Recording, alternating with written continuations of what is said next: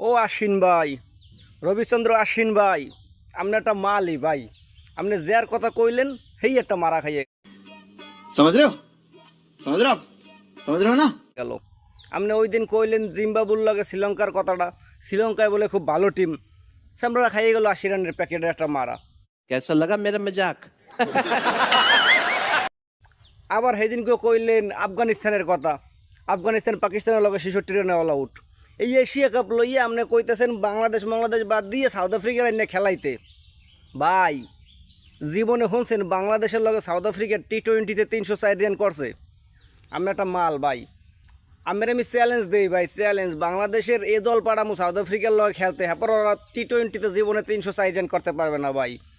শুধুমাত্র আপনার কথার কারণে ভাই এইটা করছে ভাই, বুঝছেন? দূর বেড়া, তুই বেড়া ভাদ্র মাসে আশ্বিনের কথা কওয়া শুরু করছো। রাখ কাদার মধ্যে আটবি কেমন এই চিন্তা কর।